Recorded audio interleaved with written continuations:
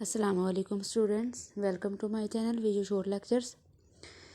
आज मैं डिस्कस करूंगी आपके साथ सोशियोलॉजी 1 का लेक्चर नंबर 18। तो अब जल्दी से हम अपना लेसन नंबर 18 ओपन कर लें।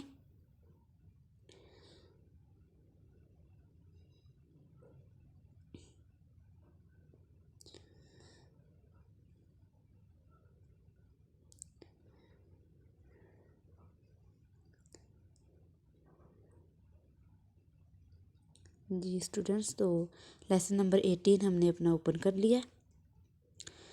तो स्टूडेंट्स, जब आप अपना लेक्चर लें तो उस टाइम अपने हैंड आउट्स अपने पास रखा करें और एक पेंसिल भी, ताकि जो है वो आप साथ साथ अंडरलाइन जो इम्पोर्टेंट पार्ट्स हैं आप उसको अंडरलाइन करते जाएं, और जो इम्पोर्टेंट पार्ट्स होते हैं, ताकि फिर जो है आपको बाद में इजी रहे आपके लेक्चर को समझने में जब आप हैंड आउट्स रीड करें, और जब आपके मिड्स के एग्ज़ाम्स आएँ और तो फिर भी आपको इजी रहेगा। तो आपको तब पता होगा कि ये जो है इम्पोर्टेंट पार्ट्स है और उसको आप अच्छे से जो है रीड कर लेंगे, तो फिर तब आपको इतनी कोई मुश्किल नहीं होगी। तो अब लेक्चर जो स्टार्ट करने से पहले अगर अभी तक किसी ने मेरा चैनल सब्सक्राइब नहीं किया तो प्लीज़ स्टूडेंट सब्सक्राइब कर दीजिए। तो मैं आपके लेसन रिकॉर्ड करती हूँ। तो अब इतना तो बनता है ना कि आप मेरा जो चैनल है सब्सक्राइब कर दें, तो जल्दी से आप सब्सक्राइब कर दें, और फिर इंशाल्लाह मैं आपके लिए और कोर्सेज़ के भी लेक्चर्स रिकॉर्ड करूँगी। चलिए अब हम स्टार्ट करते हैं। बिस्मिल्लाहिर्रहमानिर्रहीम। Lesson number 18, explanations of crime. Crime की वजाहत। अब लेसन में ओवरव्यूज़ क्या है हम वो देख लेते हैं। हयातियाती वजाहत, बायोलॉजिकल एक्सप्लेनेशन, साइकोलॉजिकल एक्सप्लेनेशन और सोशोलॉजिकल एक्सप्लेनेशन, और theory of differential association bye E Sutherland.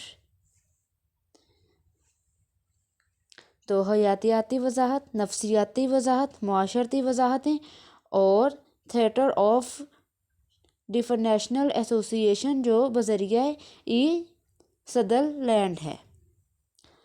तो अब स्टार्ट में ये क्या बता रहे हैं आपके जिस तरह के हर लेसन में जो है आपके जो स्टार्ट में है वो पूरे लेसन का निचोड़ होता है।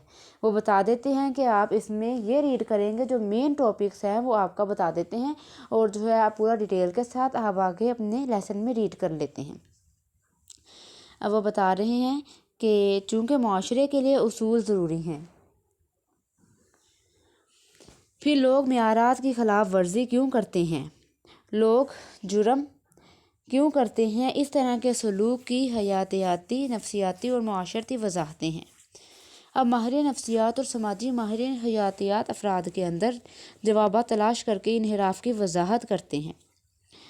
वो फ़र्ज़ करते हैं कि लोगों के मेकअप में कोई चीज़ इनको मुनहरफ होने की तरफ ले जाती है। वो इनहराफ और जुर्म की तरफ अफराद की जीनियाती तनाव पर तवज्जो देते हैं।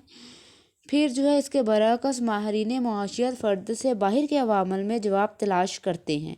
वो फ़र्ज़ करते हैं कि माहौल में कोई चीज़ लोगों के मुनहरफ होने पर मुतासिर करती है। अब है बायोलॉजिकल एक्सप्लेनेशन, हयातियाती वजाहत। अब हयातियाती वजाहत इनहराफ की तरफ जीनियाती तनाज़ा पर मरकूज़ है। हयातियाती वजाहत में मंदरजा झेल 3 नज़रियात शामिल हैं: जिस्मानी नोयत, चौक अज़लाती जिस्म वाले अफराद, स्ट्रेट क्राइम जो है असमत दरी, चोरी मगर लगाना करने का ज़रिया इम्कान रखते हैं। सेकंड पे है थ्योरी मर्दों में इजाफी वाई क्रोमोसोम जराइम का बायस बनता है। फिर उसके बाद वो बता रहे हैं कि XYY जो है वो जो है कम जहानत से जराइम होते हैं। ठीक है, जहानत उसके बाद कम जहानत से जराइम होते हैं। अब जो है 1876 में इतालवी मुआलिज सीज़ारे लम्ब्रोसो ने 400 कैदियों का मुआजना 400 फ़ौजी जवानों से किया। उसने तजवीज़ पेश की कि जराइम पेशा अफराद की मखसूस जिस्मानी खसूसियात हैं: कम पेशानी, मुमताज़ जबड़े और गाल की हड्डियाँ, कान फैलते हैं ज़रूरत से ज़्यादा बालों वाले, پن اور غیر معمولی لمبے بازو ہیں۔ پھر جو ہے یہ تمام خصوصیات جو مجرموں کے ساتھ لی گئی ہیں وہ انسانوں کے قدیم اجداد سے ملتی ہیں، وہ جینیاتی طور پر غیر معمولی ہیں۔ اب جو ہے اس نظریہ میں خامیاں ہیں۔ مثال کے طور پر لمبروسو کے مطالعے کا نمونہ عام آبادی کا نمائندہ نہیں ہے۔ اب اس کی توجہ فوج کے جوانوں کے ساتھ اعلان کردہ مجرموں کی موازنہ کرنے پر تھی، ان مجرموں کے بارے میں کہ کیا جنہوں نے جرم کیا لیکن کبھی نہیں پکڑا گیا۔ نیز غربت اور غذائی قلت کی وجہ سے مجرموں کو غیر معمولی پن ہو سکتا ہے۔ یہ طبقاتی خصوصیات ہیں نہ کہ مجرمانہ خصوصیات۔ اب شیلڈن 1949 نے تجویز پیش کی کہ جسمانی قسم جرائم کی پیش گوئی کر سکتی ہے۔ اس نے جسمانی نوعیت اور مجرمانہ تاریخ کے لیے سینکڑوں جوانوں کی جانچ کی اور یہ نتیجہ اخذ کیا کہ زیادہ تر عضلاتی اور ایتھلیٹک مہارت والے لڑکوں میں جرائم ہوتا ہے، ایسا کوئی حتمی ثبوت موجود نہیں ہے۔ اس طرح کی تحقیقات کے باوجود جینیاتی محققین ابھی بھی حیاتیات اور جرم کے مابین روابط تلاش کر رہے ہیں۔ اب کروموسوم امتزاج ایکس وائی کروموسوم تھیوری کے بارے میں یہ پتہ چلا ہے کہ زیادہ تر مجرموں میں نارمل جو ہے ہونا وائی ہوتا ہے، لہٰذا وہ ان لوگوں سے مختلف نہیں ہیں جو جرم نہیں کرتے ہیں، لہٰذا یہ وجہ نہیں ہو سکتی۔ اب جو وائی مجموعہ رکھنے والے زیادہ تر جو مرد جرم نہیں کرتے ہیں، لہٰذا ایک اضافی ایکس وائی وائی اس طرح ضروری نہیں ہے کہ کسی شخص کو مجرمانہ سرگرمی ہو۔ مزید برآں کسی بھی عورت میں جین کا یہ امتزاج نہیں ہوتا ہے، لہٰذا وہاں کوئی خواتین مجرم نہیں ہونی چاہیے، لیکن یہ سچ نہیں ہے۔ اس طرح کی کروموسوم امتزاج پر مبنی قابل قبول نہیں ہے۔ اب ایکس وائی وائی وضاحت جو ہے انٹیلیجنس تھیوری کی اپنی خامیاں ہیں، کیونکہ کچھ مجرم انتہائی ذہین ہوتے ہیں، پھر نیز ان کی ذہانت کی وارداتوں کو بھی جرم قرار دیا جا سکتا ہے۔ اب اسٹوڈنٹس اس میں یہی بتایا گیا ہے کہ جو ہے اب بعض جو ہے مصنفین جو ہے سوشیولوجیکل کے وہ بتا رہے ہیں کہ جو جرائم کرتے ہیں ان میں خاص پیشہ ور خاص جو ہے علامتیں پائی جاتی ہیں کہ بازو لمبے ہوتے ہیں یا بال زیادہ گھنے ہوتے ہیں، اس طرح کی۔ لیکن بعد میں جو سرچ کی وہ بتاتے ہیں کہ نہیں، ایسی کوئی بات نہیں ہے، ضروری نہیں ہے کہ جن میں یہ جو ایکس وائی وائی یا اس طرح کا کچھ پایا جائے یا ان میں یہ جو ہے علامات پائے جائیں وہ مجرم ہوتے ہیں۔ ٹھیک ہے، تو یہ بتایا ہے، باقی آپ اپنے ہینڈ نوٹس خود بھی ریڈ کریں۔ اب آگے ہم دیکھ لیتے ہیں معاشرتی نفسیاتی وضاحتیں۔ اب اس میں وہ کیا بتا رہے ہیں؟ سائیولوجیکل ایکسپلینیشنز۔ اب انحراف کی نفسیاتی وضاحتیں فرد کے اندر موجود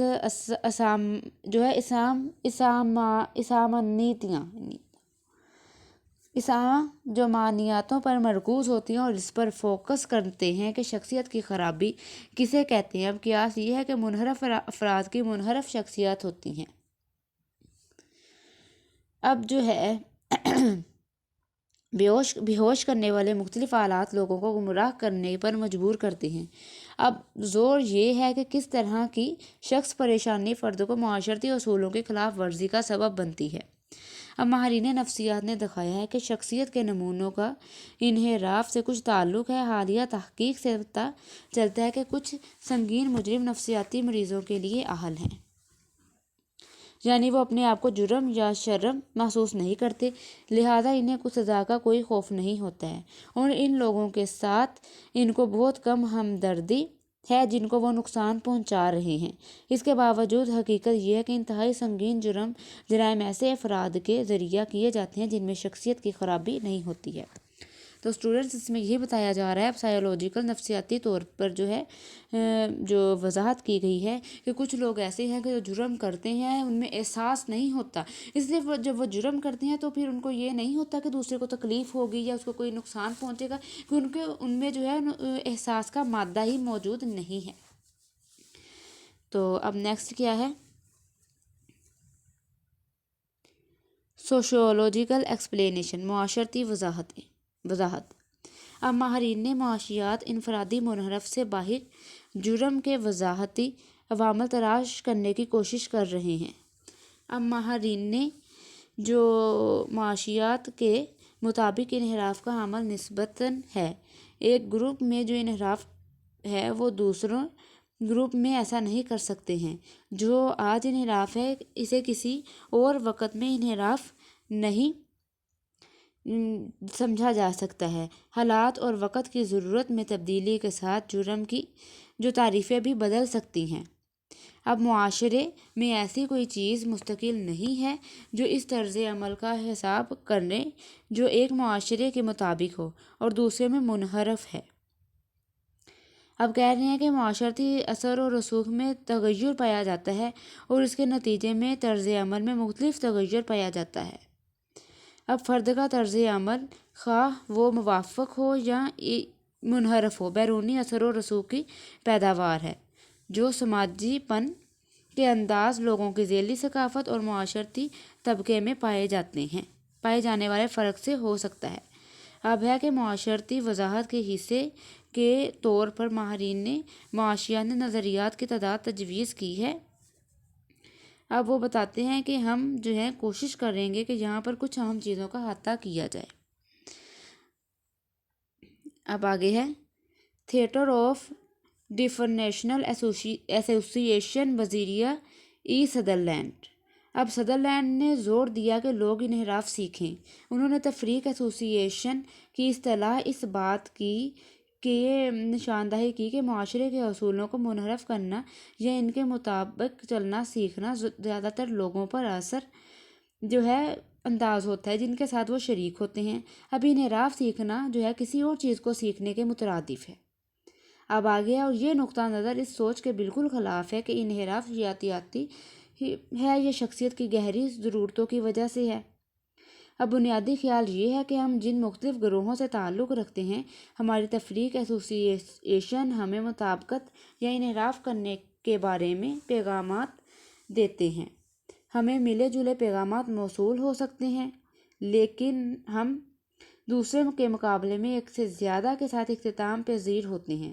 اب تعریفوں کی ایک حد سے زیادہ جو موافقت اور انحراف کے حق میں ہیں اور جو ہمارا زیادہ سازگار موافق ہیں۔ اب اس کے نتیجے میں ہمارے جو ہے سلوک اس کے بعد چلتا ہے، جو ہمارا رویہ ہمارا سلوک ہے اس کے بعد چلتا ہے۔ اب اہل خانہ، دوست، حملے اور جو ہے ذیلی وہ ثقافتیں اور مافیا گروپس سبھی ممبروں کو سیکھنے کے حالات مہیا کرتے ہیں اور اپنے ثقافتی اصولوں کے مطابق ان کا معاشرتی جو ہے کرتے ہیں۔ اب اس طرح جو ہے ہم جن لوگوں میں شامل ہوتے ہیں وہ ہمارے رویے کو منحرف یا ہم بنانے کے انتہائی اہم ہیں۔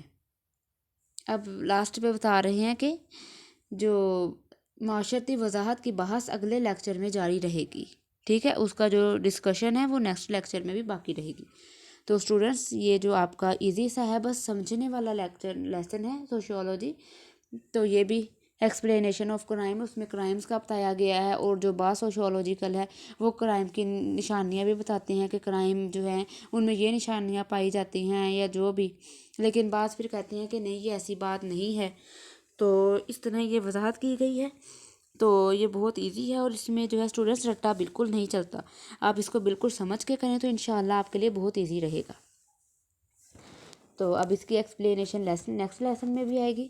تو اب کرائمز کے بارے میں جو انہوں نے ساری اس لیسن میں آپ کے لیے جو ہے ایکسپلین دے دی ہیں، ایکسپلینیشن کر کے بتا دیا ہے۔